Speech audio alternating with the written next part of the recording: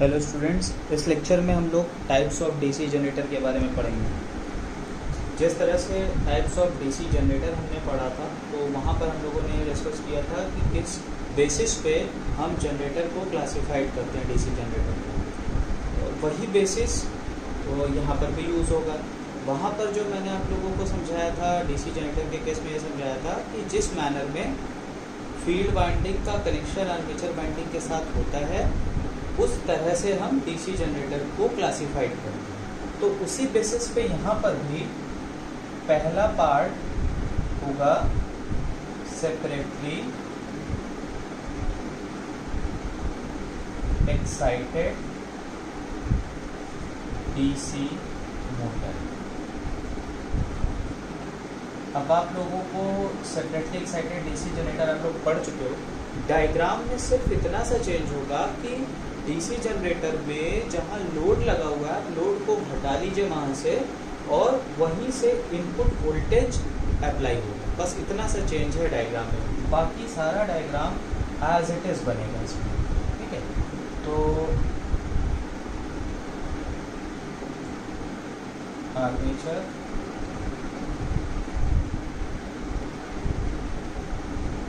Brushes armature के ऊपर, यहाँ पर अब इनपुट वोल्टेज अप्लाई होगा और करंट यहाँ पर IL मतलब लाइन करंट। आर्मेचर,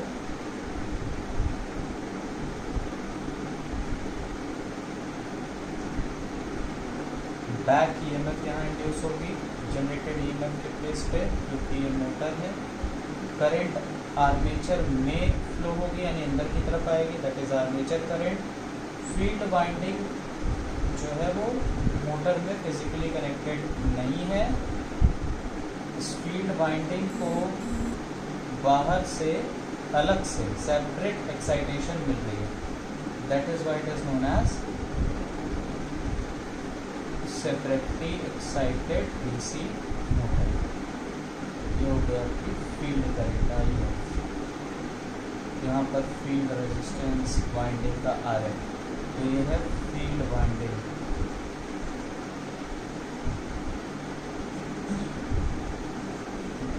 यहाँ पर आर्मेचर का रेजिस्टेंस RA।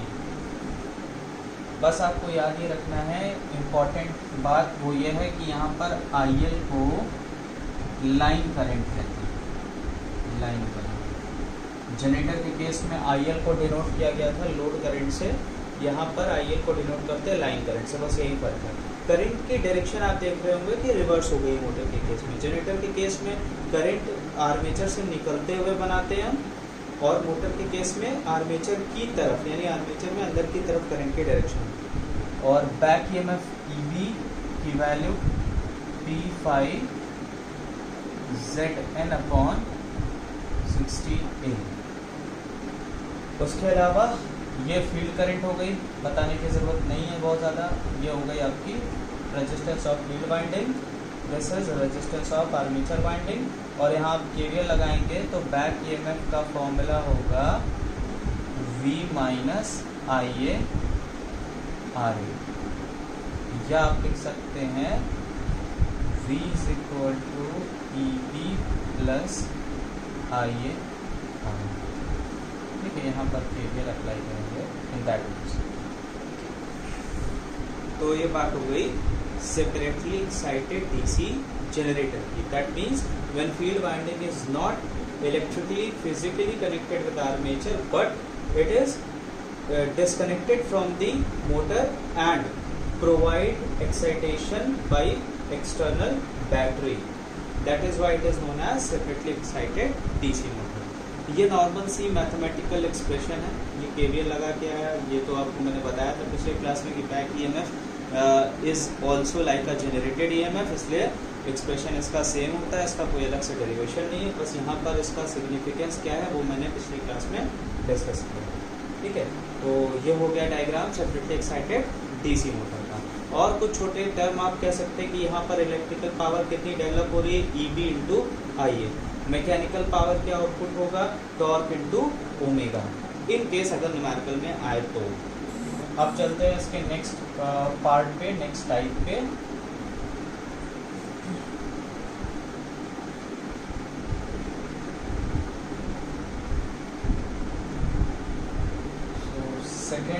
टाइप है self excited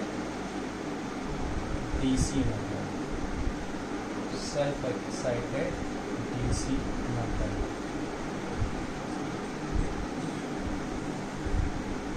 that means motor में फीड वाइंडिंग कनेक्टेड होगी और मोटर ही सप्लाई देगी, फीड वाइंडिंग को एनर्जाइज करेगी। तो अगर आर्मेचर के साथ फील्ड वाइंडिंग सीरीज में कनेक्टेड होगी तो हम कहेंगे डीसी सीरीज मोटर।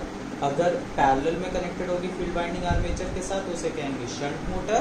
अगर half of the field winding series में कनेक्टेड है and half of the field winding parallel में कनेक्टेड है तो उसको हम कहेंगे कंपाउंड वाउंड डीसी मोटर। सो पहला DC series motor, DC series motor. DC series motor में फील्ड वाइंडिंग को आर्मेचर के साथ सीरीज में,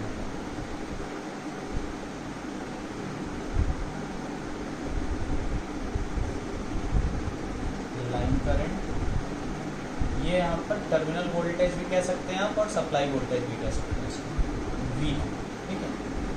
are S E resistance of series field winding, current suppose denote कर दिया हमने आई एस ई से, आर्मेचर में जो करंट सप्लाई हो रही है आई ए, यह है armature,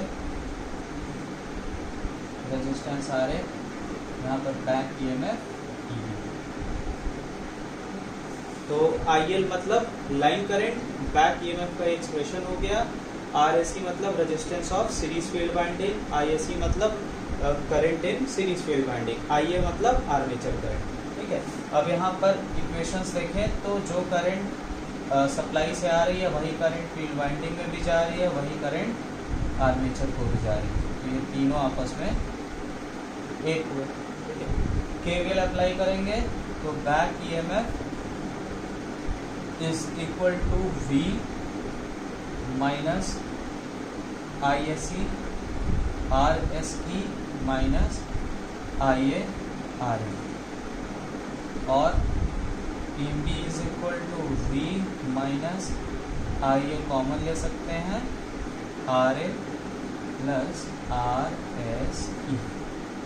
this is the equation for back, right. Simple KVL है, यहाँ वोल्टेज भी अप्लाई हो रहा है, इसमें से यहाँ पर वोल्टेज ड्रॉप होगा, आर्मेचर के रेजिस्टेंस में ड्रॉप होगा, वही वोल्टेज यहाँ पर अपियर होगा। E B is equal to V minus I A, bracket में R A plus R S E, क्योंकि आई ए और आई एस ई दोनों सेम। अपार्ट फ्रॉम दैट आप कह सकते हैं यहाँ पर कितना इलेक्ट्रिकल पावर डेवलप होगा, तो इलेक्ट्रिकल पावर डेवलप होगा E B into I A, ठीक है। हाँ, अगर पूछा जाए कितना मैकेनिकल पावर डेवलप होगा, तो जैसा कि टॉर्क के इक्वेशन के डेरिवेशन में मैंने आप लोग को बताया था कि एनर्जी कंजर्वेशन के हिसाब से इलेक्ट्रिकल पावर जो डेवलप हो रहा है वही कन्वर्ट हो रहा है मैकेनिकल पावर, राइट। तो electrical power E B into I A, ठीक है, और mechanical power torque into omega. तो अगर हमसे मैकेनिकल पावर पूछा जा रहा है तो हम E B into I A calculate करेंगे तो भी हम मैकेनिकल डेवलप्ड पावर निकाल सकते हैं। तो एक आध न्यूमेरिकल आपको ऐसा मिल सकता है कि आपसे मैकेनिकल डेवलप्ड पावर पूछा जाए तो आप ई बी इंटू आई ए से निकाल सकते हैं, ठीक है। तो ये तो बात हो गई डीसी सीरीज मोटर की। अब इसका next part DC shunt motor.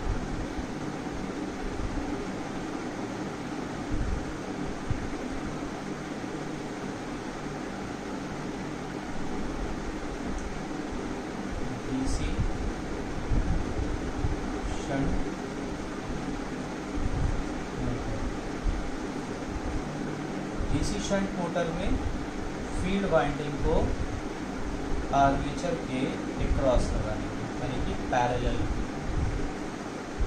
Armature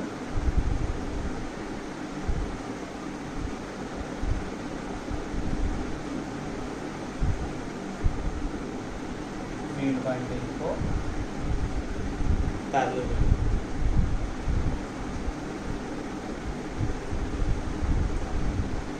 armature, short में मैं ARM डॉट लिख रहा हूँ, आर्मेचर पूरा ना लिख पाने की वजह से। यहाँ पर बैक EMF EB, यहाँ पर voltage applied, line current, armature में जाने वाली करंट, शंट फील्ड वाइंडिंग है इसलिए करंट ISH, और शंट फील्ड वाइंडिंग का रेजिस्टेंस RSH, और आर्मेचर का रेजिस्टेंस स्मॉल r।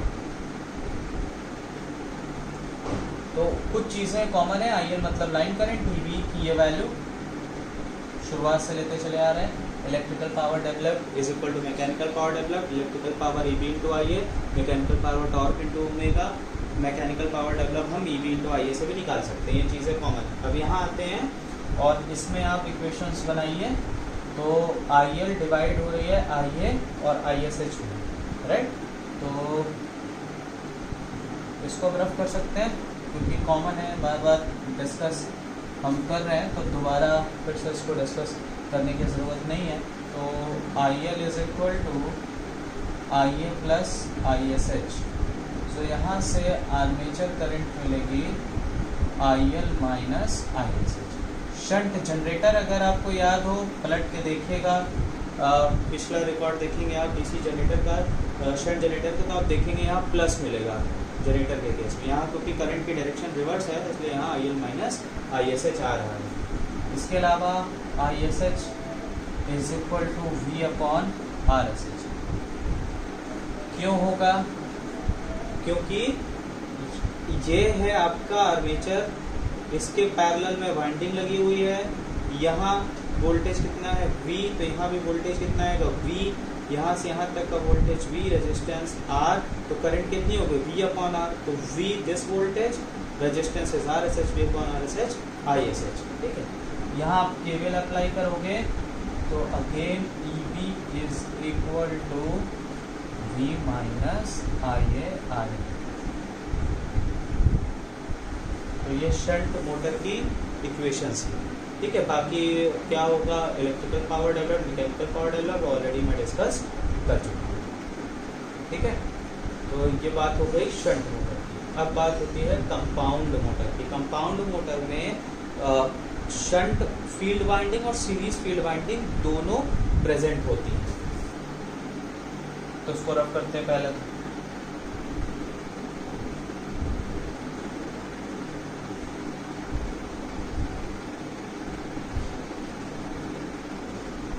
तीसरा part compound motor. Compound motor में series field winding and shunt field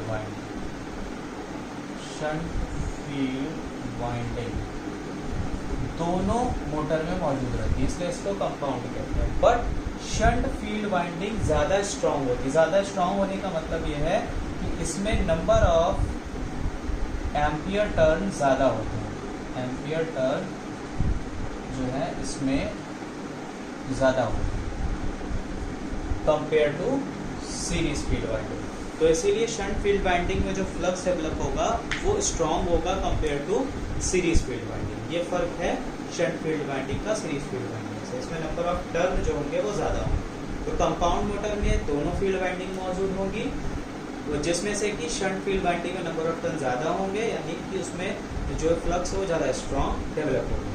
अब सीरीज फील्ड वाइंडिंग और शंट फील्ड वाइंडिंग को किस मैनर में कनेक्ट करते हैं उस पर डिपेंड करता है कंपाउंड मोटर का फर्दर क्लासिफिकेशन, ठीक है। इसको आपने आई होप नोट कर लिया होगा। आगे चलते हैं।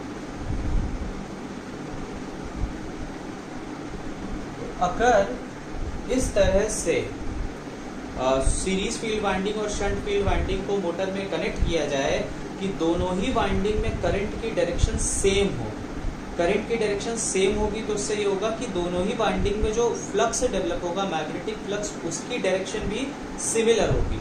तो दोनों फ्लक्स की डायरेक्शन अगर सिमिलर होगी, यानी दोनों वाइंडिंग में जो फ्लक्स है उसके डेवलप होने की डायरेक्शन सेम होगी तो दोनों एक दूसरे को असिस्ट करेंगे। असिस्ट करेंगे मतलब मदद करेंगे, तो दोनों जुड़ जाएंगे। तो रिजल्टेंट फ्लक्स क्या होगा? सीरीज फील्ड वाइंडिंग के फ्लक्स और शंट फील्ड वाइंडिंग के फ्लक्स का एडिशन होगा। तो इसको कहते हैं क्यूमुलेटिव कंपाउंड। इसको नाम दिया गया क्यूमुलेटिव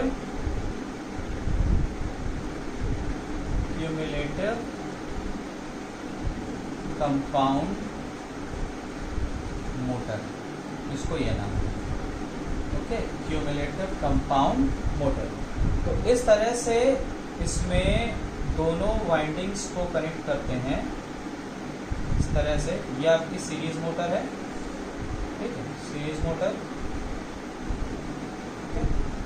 अब शंट फील्ड वाइंडिंग को इसके क्रॉस इस तरह से कनेक्ट कर दिया, इसमें नंबर ऑफ टर्न ज़्यादा है। ये हो गया आपका terminal voltage, line current ISE, IA और ISH, RSH, back EMF, armature का वाइंडिंग का रेजिस्टेंस। तो फील्ड वाइंडिंग में, सीरीज फील्ड वाइंडिंग में करंट की डायरेक्शन, शंट फील्ड वाइंडिंग में करंट की डायरेक्शन, दोनों करंट की जो डायरेक्शन, उसका जो सेंस है करंट की डायरेक्शन का, वो सिमिलर है। तो मान लीजिए कि सीरीज फील्ड वाइंडिंग से फ्लक्स क्रिएट हुई phi-SE, शंट फील्ड वाइंडिंग से फ्लक्स क्रिएट हुई phi-SH। तो दोनों फ्लक्स सेम डायरेक्शन में है, इसलिए नेट फ्लक्स हो गया phi-SH plus phi-SE।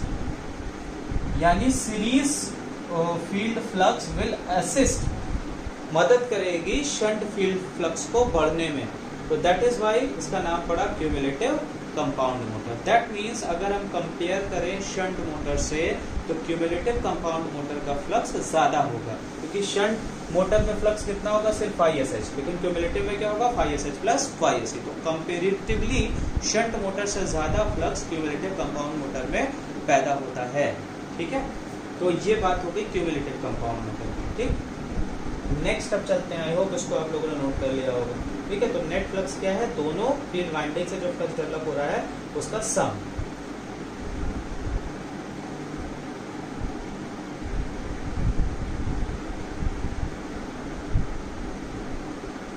Next compound motor is differential compound. Differential compound motor. Differential compound motor में फील्ड वाइंडिंग्स को कुछ इस तरह से बांधा जाता है कि जो करंट की डायरेक्शन है दोनों फील्ड वाइंडिंग में फ्लो होने की, उसका सेंस कुछ इस तरह से हो, इस तरह से वो दोनों फ्लो हो कि एक दूसरे से अपोजिट फ्लो हो, एक दूसरे से अपोजिट डायरेक्शन में फ्लो हो। तो इससे जो दोनों वाइंडिंग्स में फ्लक्स डेवलप होगी वो एक दूसरे के अपोजिट डायरेक्शन में होगी, यानी एक दूसरे को अपोज करेगी, राइट, एक दूसरे को अपोज करेगी। इसीलिए जो नेट फ्लक्स होगा वो अब दोनों फ्लक्सेस का डिफरेंस होगा। इस वजह से इसका नाम पड़ गया डिफरेंशियल कंपाउंड मोटर। ठीक, तो सीरीज फील्ड वाइंडिंग को इस तरह से लगाया गया कि इसमें जो करंट का डायरेक्शन है वो इधर की तरफ है, ठीक है, और शंट फील्ड वाइंडिंग को इस तरह लगाया कि इसमें करंट की डायरेक्शन इस तरफ है। तो दोनों वाइंडिंग में करंट का जो सेंस है, जो डायरेक्शन ऑफ फ्लो है, वो अपोजिट है। इसीलिए जो रिजल्टेंट फ्लक्स अब होगी, रिजल्टेंट नेट फ्लक्स जो होगी वो एक दूसरे से अपोजिट डायरेक्शन में होगी, phi-SH माइनस phi-SE। इसी वजह से इसका नाम पड़ा डिफरेंशियल कंपाउंड मोटर। ठीक है, और शंट मोटर से कंपेयर करेंगे तो डिफरेंशियल कंपाउंड मोटर में जो फ्लक्स है वो अब कम हो गया, ठीक है, क्योंकि phi-SH में से phi-SE माइनस हो गया। तो इनका एप्लीकेशन भी इसी बेसिस पे है। तो इसका एप्लीकेशंस भी आप लोग डीसी मोटर का देखिएगा, कभी कभी सेमेस्टर में पूछ लेता है application of DC motor, important है। तो इतनी चीज़ें आपको डीसी मोटर में पढ़नी थी और डीसी मशीन में इनफैक्ट पढ़नी थी, जो अभी पिछले 3 लेक्चर से हम लोग पढ़ रहे थे। अब अगले लेक्चर में मैं डिस्कस करूंगा पिछले 3 साल में पिछले 3 सेमेस्टर के पेपर्स में जो डीसी मशीन से किस तरह के न्यूमेरिकल आए थे उनको हम लोग नेक्स्ट क्लास में डिस्कस करेंगे। Thank you.